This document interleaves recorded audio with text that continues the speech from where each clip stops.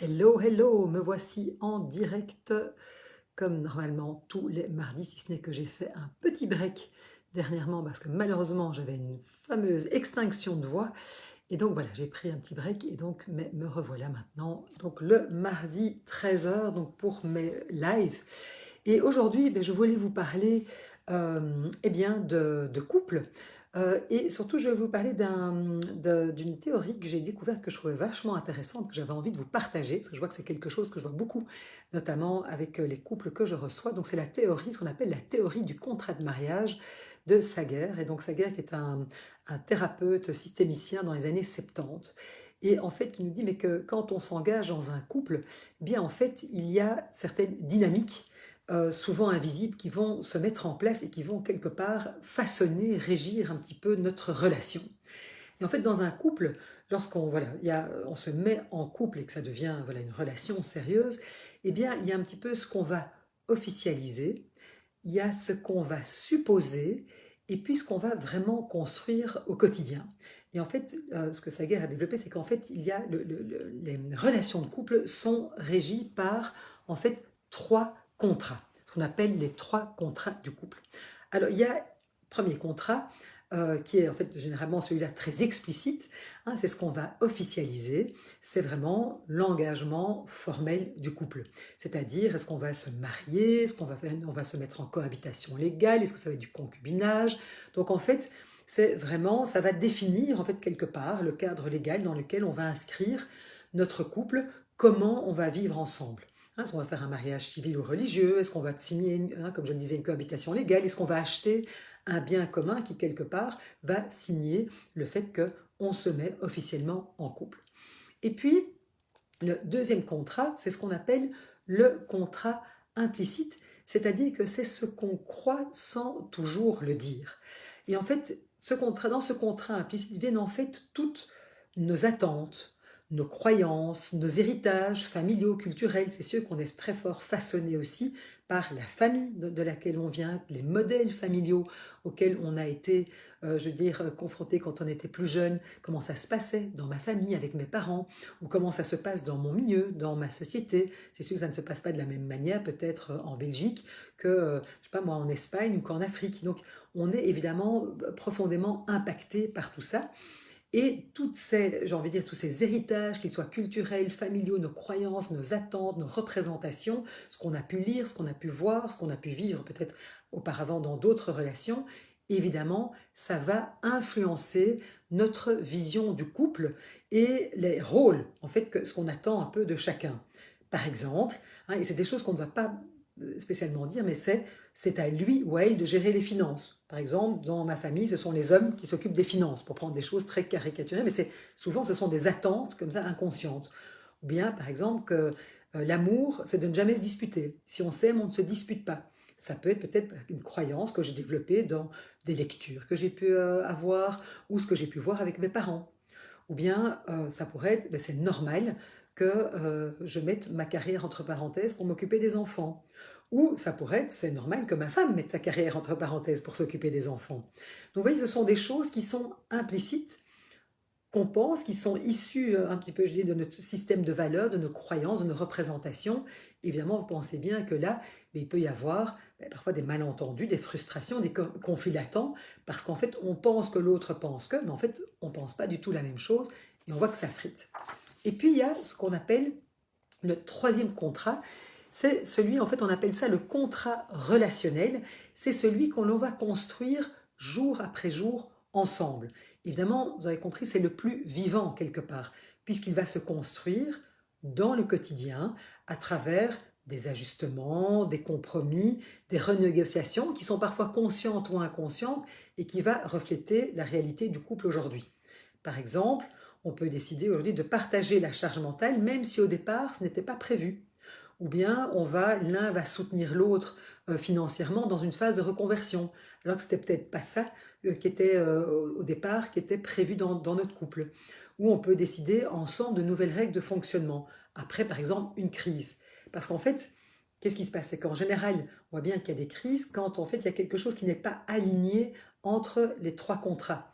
Hein, et généralement, par exemple, à l'arrivée des enfants, pourquoi est-ce que c'est un moment où souvent il y a beaucoup de conflits dans le couple, parce qu'en fait, chacun, il y a voilà, le fait qu'on ait décidé d'avoir des enfants ensemble, et puis il y a tout, je dirais, notre contrat implicite, ce qu'on imagine, hein, comment l'autre va être parent, comment on va partager les choses, comment on va s'organiser. Il y a peut-être une série d'attentes, parce que c'était comme ça, enfin, que c'était comme ça peut-être dans ma famille, ou comme ça que je l'imagine, ou selon mes valeurs.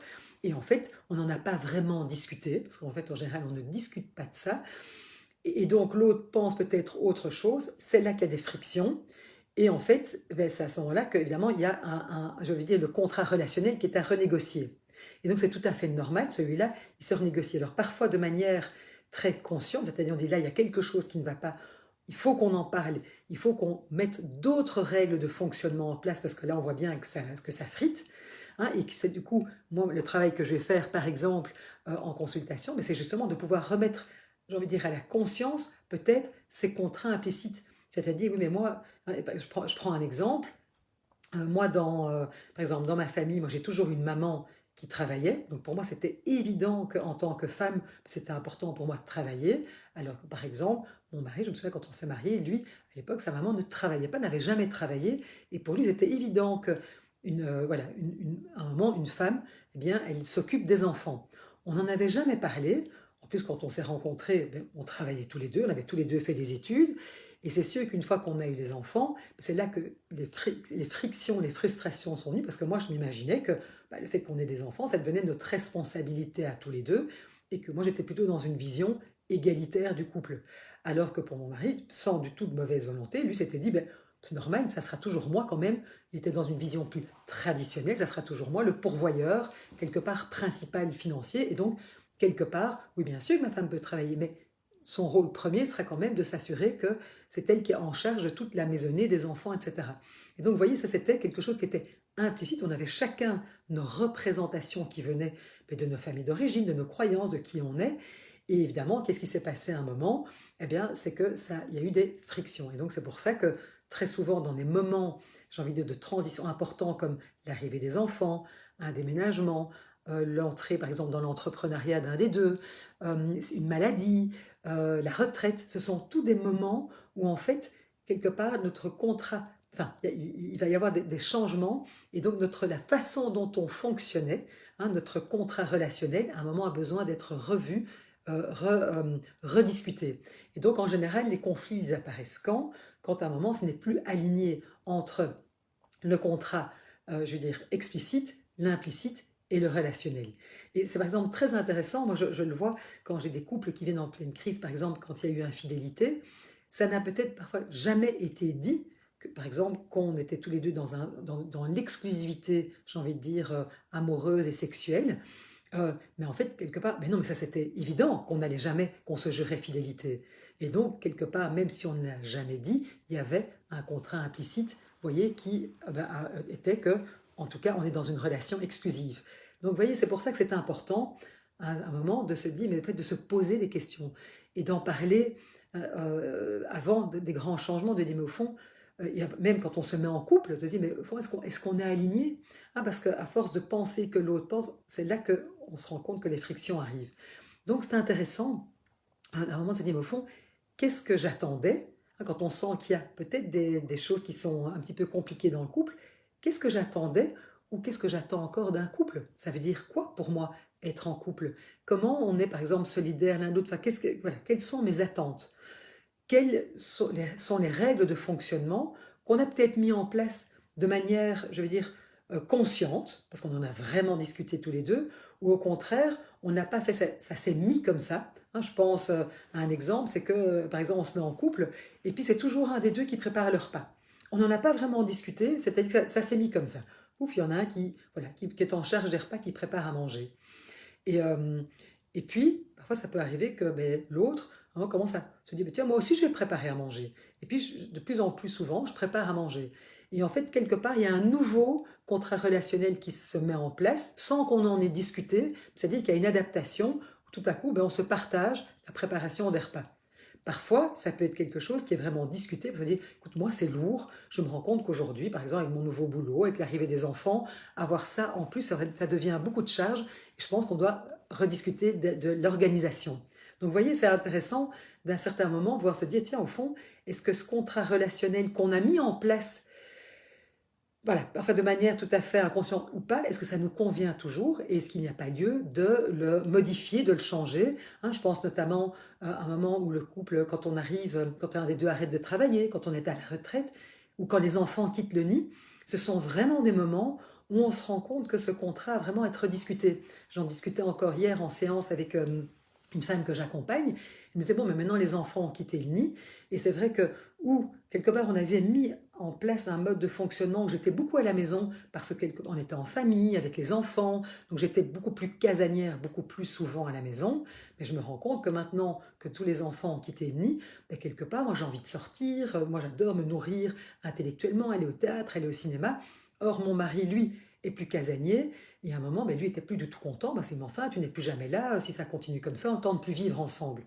Et donc là il y a eu des tensions qui ont fait qu'à un moment, ça a été important pour eux, c'est important pour eux de s'asseoir, de dire mais au fond, de comment est-ce qu'on a envie de vivre maintenant que les enfants ne sont plus là, qu'on a une nouvelle liberté, comment a-t-on envie d'occuper cette nouvelle liberté? Est-ce que ça veut dire qu'on doit être tous les soirs ensemble? Ou écoute, moi j'ai besoin, enfin, comment trouver une manière de fonctionner tous les deux qui nous convienne et qui répondent peut-être à elle son besoin de, j'ai envie de dire, sa curiosité intellectuelle et qu'elle a besoin de nourrir, et peut-être lui, un besoin, qui était un homme qui avait une carrière assez prenante, a peut-être plus un besoin de calme. Comment on peut faire, j'ai envie de dire, cohabiter les deux, et de manière à pouvoir continuer quand même à avoir un projet de couple.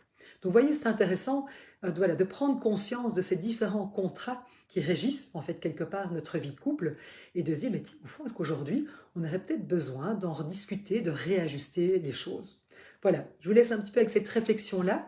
Regardez un petit peu, de voir tiens, les moments où vous vous êtes senti très aligné, de se dire au fond, c'est vrai qu'il y avait peut-être quelque chose qui était très cohérent entre bien, voilà, ce à quoi on s'était engagé de manière très explicite, finalement nos attentes mutuelles et puis ce qui était mis en place dans notre relation, dans notre contrat relationnel, et puis peut-être les moments où vous sentez qu'il y a eu des frictions, se dire mais tiens, d'où ça vient? Ça vient peut-être parce que justement on avait des représentations différentes, peut-être qu'on attendait des choses différentes, et donc là ça vaut vraiment la peine de pouvoir mettre les choses à la conscience, d'en discuter et de voir mais tiens, qu'est-ce qu'on peut mettre de différent en place. Voilà, j'espère que ça vous aura été utile. Dites-moi si vous avez des commentaires, ce que vous en pensez, si ça vous parle. Et puis évidemment, je serai toujours ravie si vous sentez qu'à un moment, que vous soyez dans quelque chose de difficile, évidemment, je peux vous recevoir à deux pour pouvoir justement parler de tout ça, parce que c'est pas toujours facile, surtout si on se rend compte, parfois il y a certains couples où c'est très rigide la façon dont ça devrait se passer, donc c'est pas toujours évident. Donc parfois ça vaut la peine d'avoir un tiers, ou même parfois c'est seul pour se dire, moi j'ai besoin d'avoir un espace de réflexion où je pourrais un petit peu réfléchir à tout ça de manière à pouvoir en parler de manière constructive à ma partenaire. Merci beaucoup et je vous dis à la semaine prochaine.